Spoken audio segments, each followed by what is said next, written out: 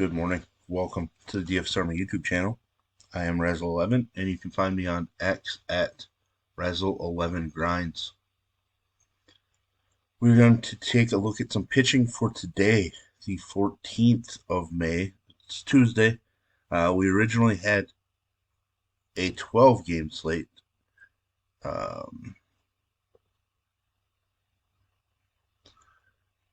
And now I think we're going to have an 11-gamer. I'm not sure. Washington and the White Sox are playing a doubleheader.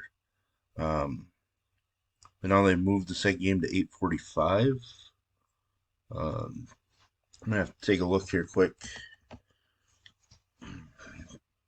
But there are some games with weather issues potentially, but nothing right now to worry about, I guess. Yeah, I don't think this Washington game is going to count. I know they have this alert up here. I saw it last night, but that was when the game was scheduled at 6:10. I see game two starting at 6:40 Central Time, so this time won't be correct. So we are going to have an 11 gamer by the looks of it. Let us dig in here right at the top with Dylan Cease taking on a weak Colorado lineup.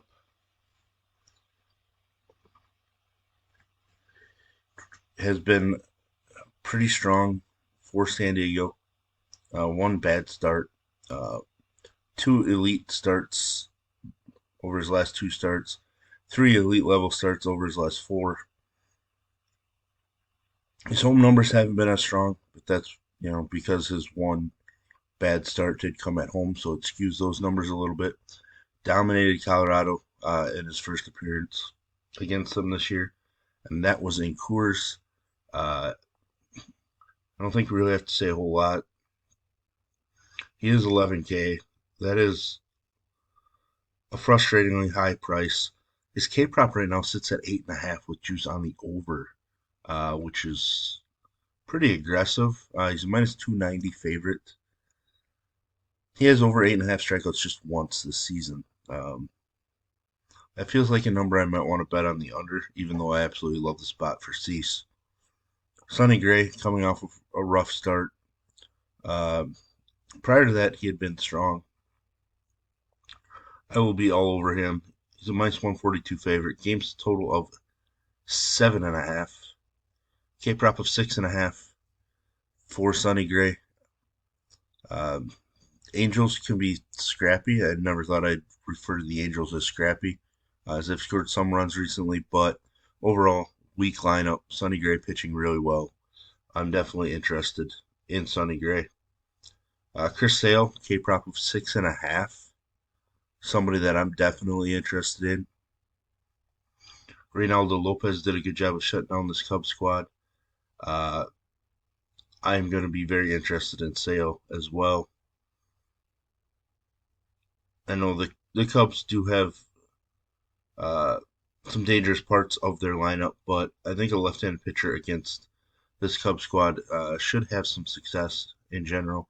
He's a minus 198 favorite, but he neutralizes the main power between Bellinger and even Michael Busch with his power upside. So I think Sale is certainly viable. K's have been up. The only thing that might worry me, I guess, is a little hangover from the revenge game against Boston where he absolutely shoved. But I think Sale is perfectly fine.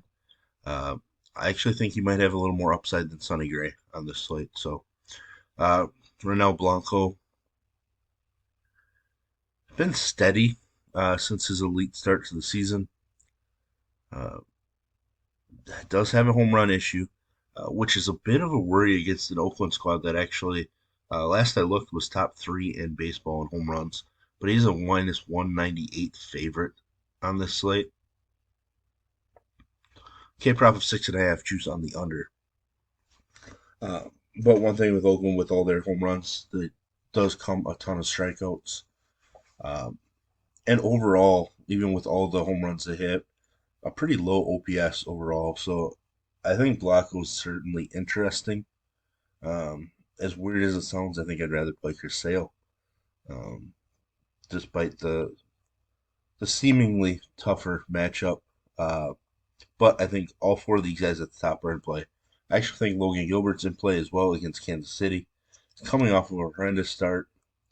That might drive his ownership down a little bit. Uh, K prop of 6.5. Juice is on the under. He is a minus 155 favorite. Game total of just 7 in Seattle. Hard to ignore those numbers. I think it's a decent little bounce back spot for him. So I will definitely be interested in Logan Gilbert. Normally I love to play Hunter Green, but I'm just not going to be on him tonight against Arizona. He did struggle with some walks and everything against them recently. He does have plenty of upside. Uh, his K numbers have kind of cratered a little bit. Walks are up, so uh, just a guy I like long term, but probably not tonight. Reed Detmers, handful of rough starts in a row. After starting out the season really strong, I think I'm going to go there. St. Louis kind of busted out last night in 1 inning, but I like Reed Detmers and his upside. Game total 7.5. He is a slight dog, obviously, against Sonny Gray. K prop of 5.5. Super volatile. The home runs and walks can be an issue. If he can avoid those, he's got a chance to be pretty solid. Not somebody I can see myself going maybe over 15% tonight. At least I hope the general field is sub 10% on him so that I can go 15%, get nearly double the field, and not have to overexpose myself to somebody like Detmers. Pavetta's somebody that I like using. I like picking on Tampa Bay, but I'm just not going to go there now. His return from the IL did not go very well against the tough Atlanta squad, but I want to see some K's bounce back. I want to see him be able to keep the ball in the yard. So I am going to end up passing on Pavetta. Rodon, there is plenty of K upside against the Twins. Twins have been one of the hotter teams over the last 3 weeks or so, but I think Rodon certainly has GPP winning upside in this matchup. K prop of 5.5. Juice is on the under.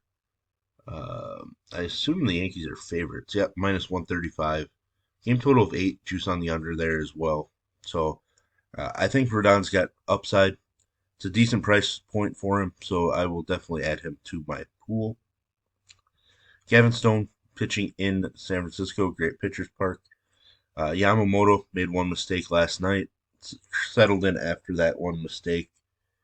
Uh, I think Gavin Stone's certainly an option, especially with how injury riddled that San Francisco lineup has become. Gavin Stone going to definitely be in pools. He's minus 170 favorite. Game total of 8.5 in San Francisco, which seems high. K prop of 4.5. Juice on the under. Not a big K guy, but um, 4 to 5 strikeouts, maybe 4 to 6 strikeouts seems pretty likely. Not going to go to Savali. Um, he started out the season pretty hot as well. Come back down to earth. Ben Lively has really surprised, but I do expect him to slowly or continually, depending on how you look at it, come back down to earth. Um, Walks have been creeping up. Strikeouts are coming down. Kind of more towards his career arc, I guess, at this point. So, not going to go there. Wish I could have. Really wish we could be using Trevor Williams, but maybe Michael Walker makes my pool. I don't really feel great about it. Hasn't looked good. Um, Strong performance fantasy point wise, but 5 walks. Um, that's it's tough to avoid allowing a handful of runs when you walk 5. There's K upside, but I'm just not sure I can get there. Here's Paddock. I don't know that I want to take a pitcher against the Yankees, um, but he's actually looked pretty strong overall. Solid against the Dodgers, elite against a weak White Sox team, elite against a Seattle team that strikes out a ton, elite against Boston. Maybe I can see people trying to convince themselves to jump on the Paddock train. Right now, I think I'm going to end up out on him. Besides Tony, I think there's upside against the Cincinnati squad.